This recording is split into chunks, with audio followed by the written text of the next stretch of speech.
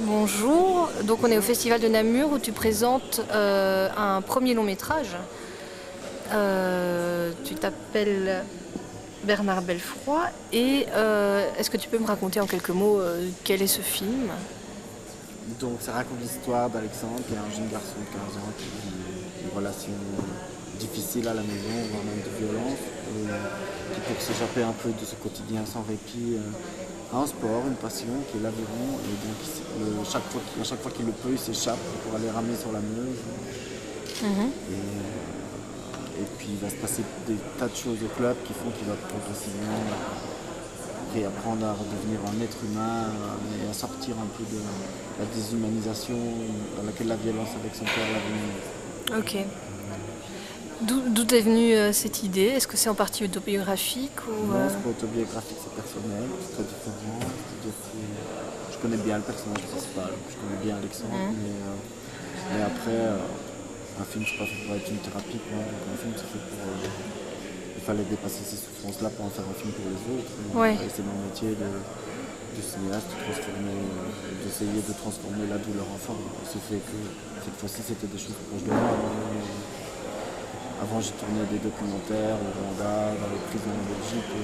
Dans les prisons? C'était la mondaine. Ok. Oui, j'ai vu que tu avais fait l'INSAS, Ouais. donc qui est une grande école de cinéma à Bruxelles.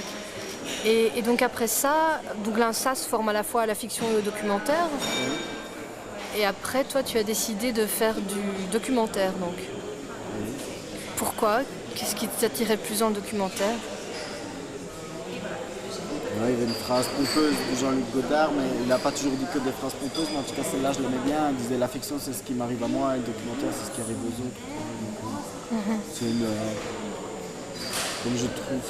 Oui, je trouve que c'est une définition qui me plaît bien. Finalement, donc finalement, pour moi il n'y a pas de différence.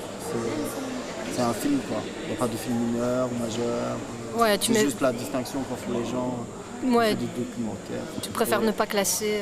Non, moi j'aime les deux. C'est des sports très très différents, mais j'aime les deux. Et je pense que je retournerai des documentaires, je retournerai des fictions. Mais c'est juste des sports différents. Et donc là, à un moment, tu as senti le besoin justement de revenir à toi, à ce que tu connaissais. Non, c'était bien de commencer par les autres. Finalement, j'étais Oui, très content d'avoir voilà. commencé les prisons, le Rwanda. Et puis voilà, on m'a pas laissé le choix non plus. Hein. C'est-à-dire que le film a mis 6 ans à se financer. Donc pendant ces 6 Ah oui. ans aussi, il faut... Tu as Oui, continué à faire des documentaires pendant ces 6 années-là. Voilà, je continue à travailler là-dessus. Tu as eu même Et des en même temps, prix. c'est pas mineur, hein. C'est du vrai travail que j'aime beaucoup, je revendique, qui est important pour moi. Mais c'est vrai qu'on m'a pas non plus, enfin, que j'avais pas non plus d'autre choix. Donc là, j'ai vu que tu étais déjà venu à Namur en 2006 et que tu avais gagné un prix pour un documentaire justement. Oui, mon documentaire sur le Rwanda a gagné le prix à Namur, le Bayard d'Or. Ouais. C'est chouette. Donc là, ils t'ont de nouveau accueilli à bras ouverts. Ah, on est très bien accueillis. Ouais. Je suis très touché de le présenter ici à la maison, parce que je suis namureur d'origine. Ah bon? Mais je pense qu'ils ont, je suis certain, ils ont pris le film parce qu'ils l'aimaient, parce qu'ils avaient envie de le Oui, défendre. Si pas par j'aurais été- favoritisme. Si j'aurais été vietnamien, je crois qu'ils l'auraient pris aussi. Et là, donc ton film, tu vas voyager un petit peu avec. On va aller au Festival de Rome dans 15 jours.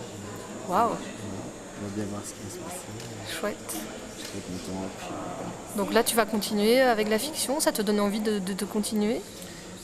oui, mais j'ai envie de continuer des projets de documentaire encore. Oui, Mais puis je vais comme, continuer. Oui, comme oui, on a dit, de toute façon, les deux genres sont un peu mêlés.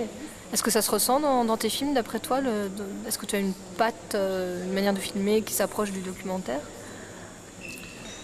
Ou est-ce que c'est trop tôt pour toi faire une sorte d'approche distanciée de tes films? Est-ce que tu es capable d'analyser ton film surtout, il n'y en a pas encore beaucoup. il y en a Voilà, trois, donc on peut mais, pas encore parler de style peut-être? Je sais pas. ça, c'est pas à moi à dire. C'est pas à toi à dire. Mais ouais, c'est des sports différents. En documentaire, et ça a nourri la fiction et une certaine façon de faire de la fiction, justement. Parce qu'en documentaire, c'est très courant de dire aujourd'hui on va aller on va au Rwanda, on va aller parler à telle personne et filmer là, et puis en même temps c'est pas possible de filmer là, cette personne-là c'est trop difficile pour elle de témoigner, donc on doit faire totalement autre chose. Oui, on rebondit. Réinventer des choses, Ouais. rebondir, réinventer des choses en une fraction de seconde, et donc quelque part c'est très très très nourrissant pour la fiction aussi. Ouais, de pouvoir s'adapter aux conditions. Oui, parce que je pense que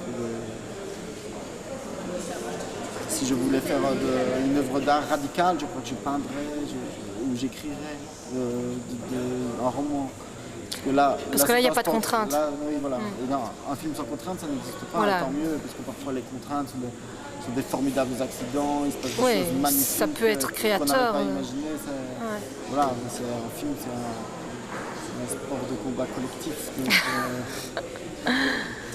Ouais. mais en même temps, et d'ailleurs, je ne cherche pas le film sans contrainte. De toute façon, ça n'existe pas. De toute façon, c'est jamais assez. Je pense que pour n'importe quel cinéaste, c'est jamais assez. On voudrait toujours plus de temps de tournage. Mais en même temps, voilà, c'est bien qu'il y ait des limites, des cadres.